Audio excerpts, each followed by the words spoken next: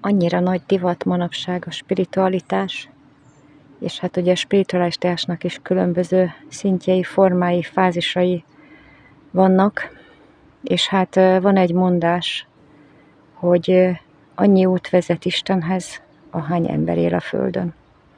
És ez biztos, hogy így is van. Mindenki csak a saját maga fejlődéséről, az úton járásáról, az élet lélek útjáról saját maga csak tud beszélni, és tapasztalatokat elmondani. Nagyon érdekes dolog, hogy amikor te Isten mellett döntesz, tehát amikor eldöntöd, hogy már pedig te Istennel szövetséget kötsz, kapsz egy hatalmas ajándékot. Az első, többet is kapsz, de az első hatalmas ajándék az Istentől, az univerzumtól, mindegy, hogy minek nevezed, és szeretem Istennek nevezni. Az, hogy lesz időt kapsz. Idő. Mindenki időzavarba szenved. Semmire sincs időnk, mindig rohanunk. Nem jut idő a spiritualitásra, nem jut idő az imádkozásra, nem jut idő a meditációra, semmire nem jut idő, csak hajtunk, csak gözölünk, és hajdunk a pénz után. Na most érdekes módon, egy kicsit ilyen személyes értelemben hadd mondjak el nektek valamit, mintha lehet, hogy már akik követtek engem, hallottátok, hogy én egy devizahiteles túlélő vagyok, 12 éves pereskedés után 2 bank ellen megnyertem a pereket. És amikor én ezt nem tudtam jogi úton vezényelni ezeket a dolgokat, illetve hát tudtam, de mivel, hogy láttuk azt, hogy mindig a kormány megváltoztatta a jogi környezetet a bankok javára, ugyebár ez 2008-tól 2008, 12, szóval mindegy, 2008-tól ment ez az egész dolog, és ugye 2009-ben kezdtem valójában tehát az első pert indítani, és hát ugye hamarosan dr. Lehmann Györgynek a keresetével kezdtem a pereskedést, és ugye hát akkoriban volt egy olyan, hogy megváltoztatta a kormány a jogszabályokat, hát tulajdonképpen teljes mértékben ellenünk dolgozott, devizahitelesek ellen. Na mindegy, nem akarom ezzel húzni az időt, hanem annyit szeretnék csak mondani, hogy akkor én azt felmértem, hogy ez csak szellemi úton, csak Isten által lehetséges. És akkortól kezdődően minden áldott nap rengeteget imádkoztam. Tehát igazából az volt a hozadéka ennek a minden áldott nap való imádkozásnak, hogy kaptam időt.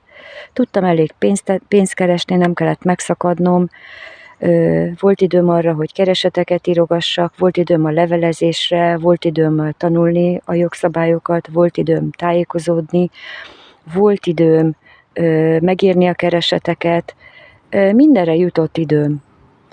Ez egészen biztos, hogy az első, amikor te az Istennel szövetségre lépsz, de őszintén, szívből, teljes hittel, teljes odaadással, akkor amikor az első, amit kapsz, az az idő. És az idő által te tudsz fejlődni, és meghozza az anyagi lehetőségeket is, a jobb élet lehetőségét. Az egészséged is jobb, több időt tudsz foglalkozni az egészségeddel, több pénzed lesz, több mindenre, tehát kitágul a tudatod, hogy hogyan tudsz ebből a kelepcéből könnyebben és gyorsabban kijönni. Na mondjuk hát az én esetemben ez nem volt gyors, de még azt sem mondhatom, hogy könnyű volt, de olyan hatalmas segítséget kaptam az Istentől, hogy az idő, amit én neki szántam, az idő, amit én imádkozásokra fordítottam naponta órákat, azok nekem megjöttek abban, hogy meg tudtam védeni a vagyonomat, az életemet, a javaimat, a jövőmet. És ki tudtam találni azt, hogy már pedig elhagyom az országot, elhagyom Magyarországot, mert abban az időben, nem tudom, hogy most hogy van, de abban az időben szinte lehetetlenség lett volna a devizahitelt fizetni, és új életet kezdeni. Tisztességes úton.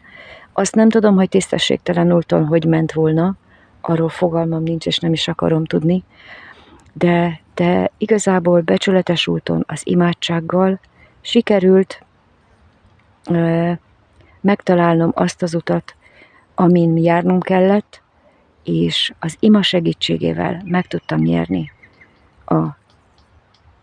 a pereket, és hát úgy fogalmazom, hogy az irgalmasság, a kegyelem által az Isten segített nekem abban, hogy a fizikai életben azokat a vágyakat, azokat az elképzeléseket, amelyek miatt imádkoztam, tehát hogy a fő az volt, hogy megnyerjem a pereket, és megszabaduljak a bankoktól, ez sikerült. És ezt időhiányában biztos, hogy nem sikerült volna. Ha nekem akkoriban nem lett volna annyi időm, hogy imádkozzak minden áldott nap, hogy most mit tudom én, hogyha reggel 6-tól este 6-ig csak dolgozok, hullafáradtan érek haza, akkor én el tudom képzelni, hogy nagyon sok embernek nincsen ideje, kedve, energiája arra, hogy még egy óra hosszát az Istennel töltsön. Vagy reggel, amikor ugye van az aranyóránk, én az aranyórát, az első órát mindig Istennel töltöm, amikor csak tehetem. Természetesen van úgy, hogy ezt lerövidítem csak 20 percre, de minden áldott reggel az első gondolatom, az első tettem az, hogy az Istennel kezdek el beszélgetni. Még az ágyban. És hát amikor az idő, az egy hatalmas dolog, igaz, hogy az univerzumban nincs idő, de mi emberek az időt mérjük, és tudjuk, hogy az idő által vagyunk vezényelve. És hát ugye kapsz még egy másik ajándékot is később, mert ugye bár ez egy út.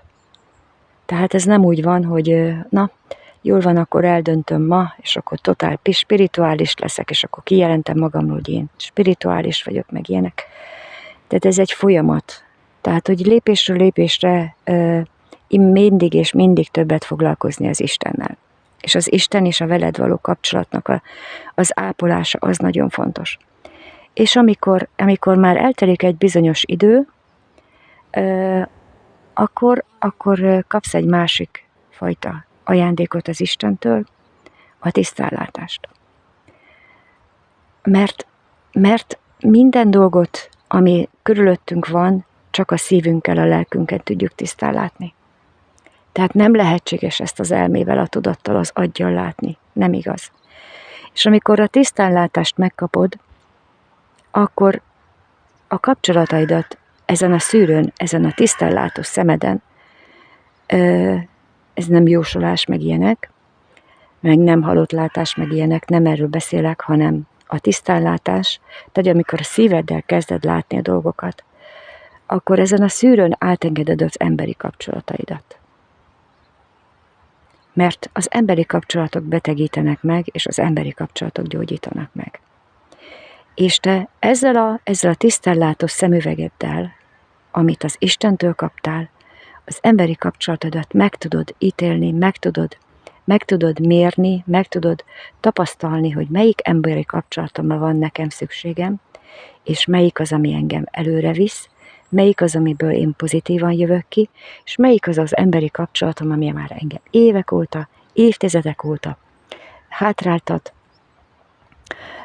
beteg vagyok tőle, nem vagyok jól tőle. Ezeket el tudod dönteni, hogy kik azok a személyek, akikkel te neked a kapcsolatodat meg kell szüntetni. Mert sajnos, ha hiszi valaki, ha nem, olyan nincs, hogy valakivel egy életen át kapcsolatban maradunk.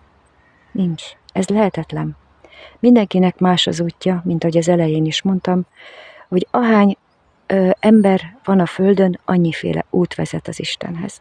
És valójában mindannyiunknak az a célja, hogy elérjük a krisztusi tudatot, az Istennel egyesüljön a lelkünk, és akkor megszabadulunk a nehézségektől, megszabadulunk a bűntől, megszabadulunk a veszteségektől, megszabadulunk a mindennapi élet úgymond harcaitól, és sokkal nyugodtabb belső életet tudunk élni. És ez a legfontosabb.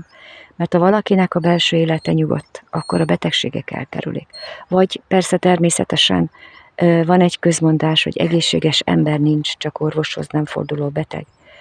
Tehát, hogyha ugye már, ahogy idősödünk, mindenkivel elő fog fordulni, hogy olyan repedezések fognak keletkezni a testén, tehát értem alatta kisebb-nagyobb betegségek, de nem krónikus betegségek, tehát mit tudom én, Krebs, tehát rák, vagy valami olyan szívproblémák, olyan keringési rendellenességek, olyan súlyos betegségek, amelyek gyógyíthatatlanok.